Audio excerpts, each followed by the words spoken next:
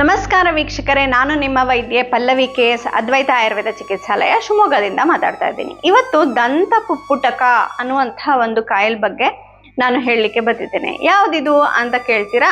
ಇದಕ್ಕೆ ನಾವು ಕನ್ನಡದಲ್ಲಿ ಹಲ್ಗುರ ಅಂತ ಹೇಳ್ತೀವಿ. ಅಂತಂದ್ರೆ ಹಲ್ಲು ಮತ್ತು ಒಸಡು ಸೇರುವಲ್ಲಿ ಒಂದು ಕುರದ ಆಕಾರದಲ್ಲಿ ನಮಗೆ ಒಂದು ಆಬ್ಸೆಸ್ ಆಗುವಂಥದ್ದಕ್ಕೆ ಹಲ್ಗುರ ಅಂತ ಹೇಳ್ತೀವಿ.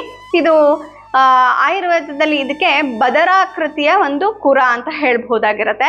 ಸೊ ಅದಕ್ಕೆ ಸ್ಪೆಸಿಫಿಕ್ ಆಗಿ ಕೊಟ್ಟಿದ್ದಾರೆ. ಅಂದರೆ ಕಡಲೆಕಾಳಷ್ಟು ದೊಡ್ಡದಲ್ಲಿ ನಮಗೆ ಈ ಒಂದು ಒಸಡಿನಲ್ಲಿ ನಮಗೆ ಕುರ ಏಳೋದಕ್ಕೆ ಹಲ್ಗುರ ಅಂತ ಹೇಳ್ಬಹುದಾಗಿರುತ್ತೆ, ಅಥವಾ ದಂತ ಪುಪ್ಪುಟಕ ಅಂತ ಹೇಳುವಂಥದ್ದನ್ನು ನಾವಿಲ್ಲಿ ನೋಡ್ಬೋದಾಗಿರುತ್ತೆ.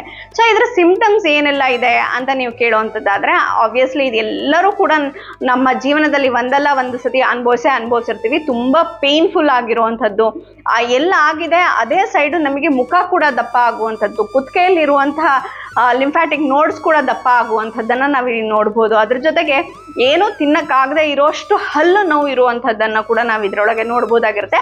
ಅದ್ರ ಜೊತೆಗೆ ನಾವು ಡೆಂಟಲ್ ಸೆನ್ಸಿಟಿವಿಟಿ ಅಂತ ಹೇಳ್ತೀವಿ. ಅಂತಂದರೆ ಕೋಲ್ಡ್ ಇರಬಹುದು, ಇಲ್ಲ ಹಾಟ್ ಇರಬಹುದು, ಯಾವುದನ್ನು ಕೂಡ ಸೇವನೆ ಮಾಡೋಕ್ಕೆ ಆಗದೆ ಇರೋ ಹಾಗೆ ಇರುವಂತಹದ್ದನ್ನ ನಾವು ನೋಡ್ಬೋದಾಗಿರುತ್ತೆ. ಅದರೊಳಗೆ ಪಸ್ ಕೂಡ ಬರುವಂಥದ್ದು, ಕೆಲವು ಸತಿ ಅದರೊಳಗೆ ಪಸ್ ಕೂಡ ಬರುವಂಥದ್ದನ್ನು ನಾವು ನೋಡ್ಬೋದಾಗಿರುತ್ತೆ. ಇಲ್ಲ ಕೆಲವು ಸತಿ ದಪ್ಪ ಆಗಿ ಅಲ್ಲೇ ಗಟ್ಟಿಯಾಗಿ ಕೂತ್ಕೊಳ್ಳುವಂಥದ್ದನ್ನು ಕೂಡ ನಾವು ಇಲ್ಲಿ ನೋಡ್ಬೋದಾಗಿರುತ್ತೆ.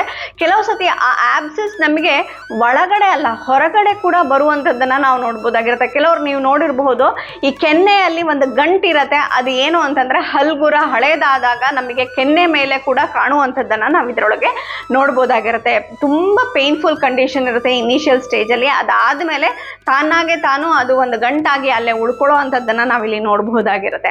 ಸೊ ಇದು ನಾವು ಹಲ್ಗುರ ಅಂತ ಹೇಳ್ತೀವಿ. It is very painful condition ಅಂತಾನೆ ಹೇಳ್ಬಹುದಾಗಿರುತ್ತೆ. ಸೊ ಇದೆಲ್ಲ ಇದರ ಸಿಂಪ್ಟಮ್ಸ್ ಆಯಿತು ಅಂತಂದರೆ ಇದಕ್ಕೆ ಕಾರಣ ಏನು ಅಂತ ನೀವು ಕೇಳುವಂಥದ್ದಾದರೆ, ಇದಕ್ಕೆ ಮೇಯ್ನ್ ಆಗಿ ಕಾರಣ ನಮ್ಮ ಹಲ್ಲಿನ ಹುಳುಕು. ಯಾವುದು ನಾವು ಟ್ರೀಟ್ ಮಾಡಿರೋದಿಲ್ಲ ಅಂತ ಒಂದು ಹಲ್ಲಿನ ಹುಳುಕು ಹಾಗೆ ಬಿಟ್ಕೊಂಡಿದ್ದೀವಿ. ಅನ್ನ ಮತ್ತು ತಿಂದಿರೋ ಆಹಾರ ಎಲ್ಲ ಅದರೊಳಗೆ ಹೋಗಿ ಕೂತ್ಕೊಂಡು ಇನ್ನೂ ನಮಗೆ ಅದು ಕೊಳೆಯೋಕ್ಕೆ ಶುರುವಾಗಿದೆ, ರೂಟ್ಸ್ ತನಕನೂ ಹೋಗಿದೆ ಅದರ ಕೊಳೆತ ಅಂತ ಅಂದಾಗ ನಮಗೆ ಈ ಒಂದು ಹಲ್ಗುರ ಕಾಣುವಂಥದ್ದನ್ನು ನಾವಿಲ್ಲಿ ನೋಡ್ಬೋದಾಗಿರುತ್ತೆ. ಇದು mainly due to bacterial infection ಅಂತ ನಾವು ಹೇಳ್ಬೋದಾಗಿರುತ್ತೆ. ಸೊ ಇಲ್ಲ ಅಂತಂದರೆ ನಿಮ್ಮ ಹಲ್ಲು ಕ್ರ್ಯಾಕ್ ಬಂದಿದೆ ಅಂತಂದರೆ, ಕೆಲವರಿಗೆ ಹಲ್ಲು ಸೆನ್ಸಿಟಿವ್ ಇದ್ದು ಅಲ್ಲಿ ಕ್ರ್ಯಾಕ್ ಬರುವಂಥದ್ದನ್ನು ನಾವು ನೋಡ್ಬೋದಾಗಿರುತ್ತೆ.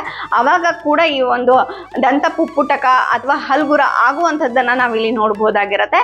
ಇಲ್ಲ ಅಂತಂದರೆ ಏನಾದರೂ ಹೊಡೆತ ಬಿದ್ದಿದೆ ಅಂತಂದಾಗಲೂ ಕೂಡ ನಮಗೆ ಈ ಒಂದು ಹಲ್ಗುರ ಆಗುವಂಥದ್ದನ್ನು ನಾವಿಲ್ಲಿ ನೋಡ್ಬೋದಾಗಿರುತ್ತೆ. ಸೊ ನೋಡಿದ್ರಲ್ಲ ವೀಕ್ಷಕರೇ, ಇದರ ಕಾರಣಗಳೇನು ಮತ್ತು ಇದರ ಸೈನ್ಸ್ ಆ್ಯಂಡ್ ಸಿಂಪ್ಟಮ್ಸ್ಗಳು ಏನು ಅಂತ. ಸೊ ಇದಕ್ಕೆ ಚಿಕಿತ್ಸೆ ಈಗ ನೋಡ್ಕೊಳ್ತಾ ಹೋಗೋಣ. ಆಯುರ್ವೇದದಲ್ಲಿ ಇದಕ್ಕೆ 2 ಬಗೆಯ ಚಿಕಿತ್ಸೆಯನ್ನು ಹೇಳಿರುವಂಥದ್ದನ್ನು ನಾವಿಲ್ಲಿ ನೋಡ್ಬೋದಾಗಿರುತ್ತೆ. ಹಾಗಾದರೆ 2 ಬಗೆ ಯಾಕೆ ಅಂತ ಕೇಳಿದ್ರೆ, ಈ ಹಲ್ಗುರ ನಾವು ನಾರ್ಮಲ್ ಆಬ್ಸೆಸ್ ವ್ರಣಶೋಥ ಅಂತ ಏನು ಹೇಳ್ತೀವಲ್ಲ, ಅದೇ ರೀತಿಯಲ್ಲಿ ಇದಕ್ಕೆ ಚಿಕಿತ್ಸೆಯನ್ನು ಕೊಡಬೇಕಾಗಿರುತ್ತೆ. ಅಂತಂದರೆ ಇದಕ್ಕೆ ಆಮಾವಸ್ಥೆ ಮತ್ತು ಪಕ್ವಾವಸ್ಥೆ ಅಂತ 2 ಅವಸ್ಥೆಗಳಿರುವಂಥದ್ದನ್ನು ನಾವಿಲ್ಲಿ ನೋಡ್ಬೋದಾಗಿರುತ್ತೆ. ಸೊ ಆಮಾವಸ್ಥೆಯಲ್ಲಿದೆ, ಈಗ ಇನ್ನೂ ಸ್ಟಾರ್ಟ್ ಆಗಿದೆ ಅಷ್ಟೇ, ನನಗೆ ಮುಖ ಎಲ್ಲ ಏನೂ ದಪ್ಪ ಆಗಿಲ್ಲ, ಜಸ್ಟ್ ಇಲ್ಲೊಂದು ಸ್ವೆಲ್ಲಿಂಗ್ ಸ್ಟಾರ್ಟ್ ಆಗಿದೆ, ಹಲ್ಲು ನೋವು ಸ್ಟಾರ್ಟ್ ಆಗಿದೆ ಅಂತ ಅಂದಾಗ ನಾವು ಇದಕ್ಕೆ ಏನು ಮಾಡಬೇಕು ಅಂತಂದರೆ, ಆಯುರ್ವೇದದಲ್ಲಿ ಇದಕ್ಕೆ ಸ್ನೇಹನ ಮತ್ತು ಸ್ವೇದನವನ್ನು ಮಾಡಬೇಕು ಅಂತ ಹೇಳ್ತೀವಿ. ಸೊ ಸ್ನೇಹನ ಯಾವುದರಿಂದ ಮಾಡಬೇಕು? ತುಪ್ಪ ಹಚ್ಚಿಬಿಟ್ಟು ಅಲ್ಲಿ ನಿಧಾನವಾಗಿ ನಾವು ಮಸಾಜ್ ಮಾಡುವಂಥದ್ದು, ಇಲ್ಲ ಇರಿಮೇದಾದಿ ತೈಲದಲ್ಲಿ ಇದಕ್ಕೆ ನಾವು ಮಸಾಜ್ ಮಾಡುವಂಥದ್ದನ್ನು ಮಾಡಿದವಾಗ ನಮಗೆ ಇದು ವಾಸಿ ಆಗುವಂಥದ್ದನ್ನು ನಾವು ನೋಡ್ಬೋದಾಗಿರುತ್ತೆ. ಅದ್ರ ಜೊತೆಗೆ ಸ್ವೇದನ ಯಾವುದರಿಂದ ಕೊಡಬೇಕು ಅಂತ ಅಂದರೆ, ನಾವು ಅಗೈನ್ ಹಾಟ್ ವಾಟರ್ ಬ್ಯಾಗ್ ಇರಬಹುದು, ಇಲ್ಲ ಅಂತಂದರೆ ಲೇಪಗಳಿರ್ಬೋದು, ಅಗ್ನಿ ಆಲೇಪ ಅಂತ ಹೇಳ್ತೀವಿ, ಆ ಥರ ಲೇಪಗಳಿರಬಹುದು. ಮೇಲ್ಗಡೆಯಿಂದ ನಾವು ತುಂಬ ಅಲ್ಲ, ಸುಟ್ಟೋಗೋಷ್ಟಲ್ಲ, ನಿಧಾನವಾಗಿ ಶಾಖ ಕೊಡೋದ್ರಿಂದ ಕೂಡ ಇದು ಪಕ್ವಾವಸ್ಥೆಗೆ ಹೋಗುವಂಥದ್ದನ್ನು ನೋಡ್ಬೋದಾಗಿರುತ್ತೆ. ಅಥವಾ ಅಷ್ಟು ಮೆಚೂರ್ ಆಗಿಲ್ಲ ಅಂತಂದರೆ ಅಲ್ಲೇ ನಿವಾರಣೆ ಆಗುವಂಥದ್ದನ್ನು ಕೂಡ ನಾವಿಲ್ಲಿ ನೋಡ್ಬೋದಾಗಿರುತ್ತೆ. ಸೊ ಆಮಾವಸ್ಥೆಯಲ್ಲಿದ್ದಾಗ ಈ ಥರ ಚಿಕಿತ್ಸೆ ಆಯ್ತಲ್ವಾ. ಸೊ ಪಕ್ವಾವಸ್ಥೆಯಲ್ಲಿದ್ದಾಗ ನಾವು ಏನೆಲ್ಲ ಚಿಕಿತ್ಸೆ ಕೊಡಬೇಕು ಅಂತಂದರೆ, ನಾವು ಈ ಪಕ್ವಾವಸ್ಥೆಗೆ ಹೋದಾಗ ತಾನೇ ಡ್ರೈನ್ ಆಗಿ ಅದಕ್ಕೆ ಪಸ್ ಹೊರಗಡೆ ಬಂದಿಲ್ಲ ಅಂತ ಆದರೆ, ತುಂಬ ಸತಿ ಏನಾಗುತ್ತೆ, ತಾನಾಗೆ ತಾನು ಡ್ರೈನ್ ಆಗಿ ಪಸ್ ಹೊರಗಡೆ ಬರುವಂಥದ್ದನ್ನು ನಾವಿಲ್ಲಿ ನೋಡ್ಬೋದಾಗಿರುತ್ತೆ. ಅಕಸ್ಮಾತ್ ತಾನಾಗೆ ಬಂದಿಲ್ಲ ಅಂತ ಅಂದವಾಗ ನಾವು ಇದಕ್ಕೆ ಇನ್ಸಿಷನ್ ಅಂಡ್ ಡ್ರೈನೇಜನ್ನು ಮಾಡಬೇಕಾಗಿರುತ್ತೆ. ಅಂದರೆ ನಾವಲ್ಲಿ ಕಟ್ ಮಾಡಿಬಿಟ್ಟು ಆ ಒಂದು ಪಸ್ಸನ್ನು ಹೊರಗಡೆ ತೆಗೆಯುವಂಥದ್ದನ್ನು ಮಾಡಬೇಕಾಗಿರುತ್ತೆ.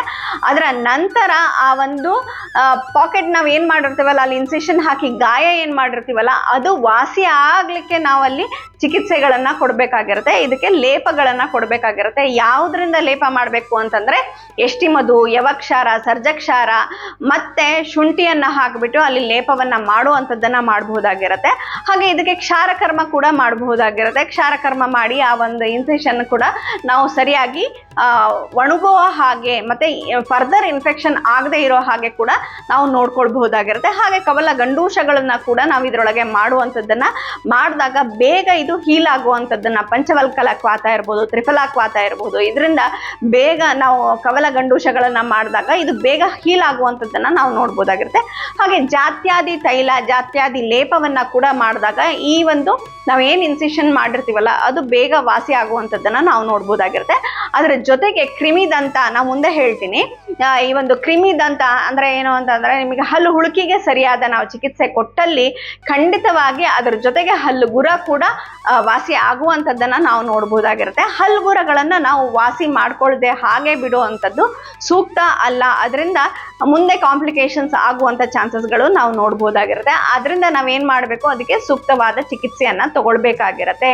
ನಿಮಗೆ ಈ ತರದ ಹಲ್ಗುರ ಏನಾದರೂ ಇತ್ತು ಅಂತಂದ್ರೆ ಖಂಡಿತವಾಗಿ ಆಯುರ್ವೇದದ ಮೊರೆ ಹೋಗಬಹುದಾಗಿರುತ್ತೆ.